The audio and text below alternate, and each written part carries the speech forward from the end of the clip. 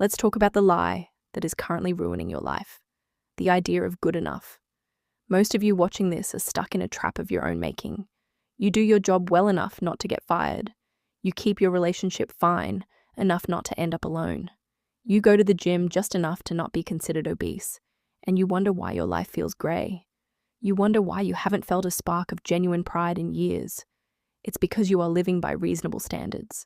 You are doing exactly what is expected of you, and that is exactly why you are average. Today, I'm not here to give you a hug or tell you that you're doing great.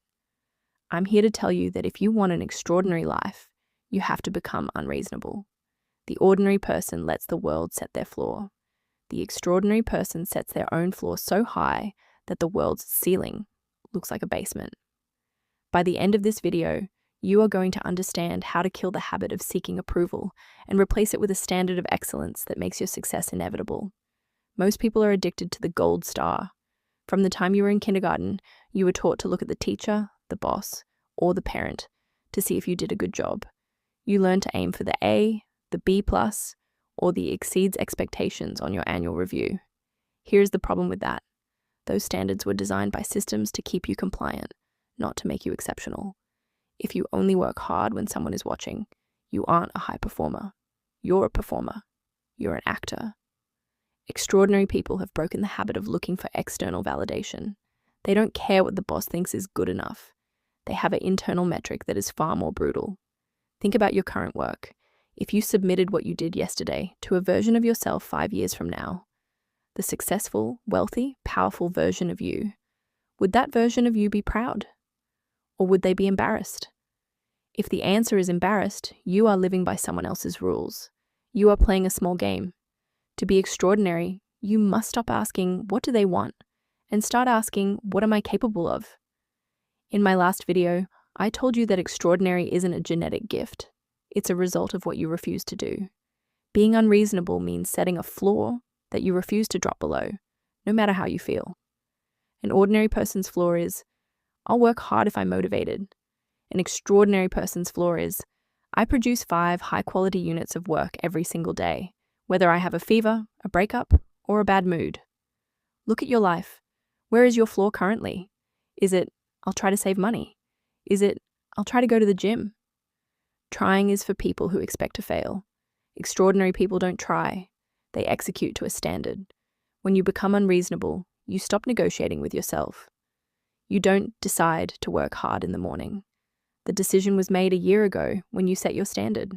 If your standard is to be the best in your field, then clocking out mentally at 5 p.m. because everyone else does is a violation of your own code.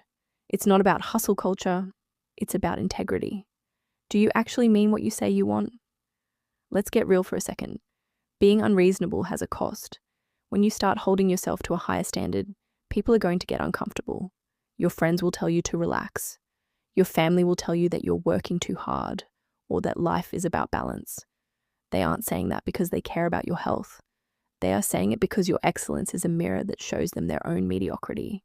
It is lonely at the top because most people aren't willing to pay the price of admission. The price is social friction. The price is being misunderstood. As I said before, your success is directly proportional to the number of uncomfortable conversations you are willing to have. Sometimes that conversation is with your friends when you have to say, no, I can't go out tonight. I have work to finish. If you aren't willing to be the weird one, the obsessed one, or the intense one, then stop lying to yourself about wanting to be extraordinary. Just accept being average and stop complaining about the results. But if you want the life that 1% of people have, you must do what 99% of people are unwilling to do. This all comes back to one thing: radical ownership. You cannot have an unreasonable standard if you are still blaming your environment. If you say, I would have a higher standard, but my company doesn't reward it, you have already lost. Your standard is not for your company, it's for you. If you work at a fast food joint, be the most efficient, most professional person that has ever stood behind that counter. Not because the manager cares, but because you care, because that is the kind of person you are. How you do one thing is how you do everything. If you allow yourself to be sloppy in the small areas of your life, because it doesn't matter, that sloppiness will bleed into your big goals. It will become a habit. Extraordinary people treat every task as a signature of their character. Stop waiting for someone to give you permission to be great. Stop waiting for a perfect time or a better job. Elevate your standard right where you are, with what you have, right now. You. Excellence is a choice. It is a repeatable daily habit of refusing to be common. Go look at your to-do list for today. Look at your goals for this week. Ask yourself, is this a reasonable goal or an extraordinary one? If it's reasonable, delete it. Make it harder. Raise the floor. The world has enough average people. It doesn't need another one. It needs you to step up. If this message challenged you, good. That's the point. Subscribe if you're ready to stop making excuses. Leave a comment below with one unreasonable standard you are setting for yourself today. Now get to work.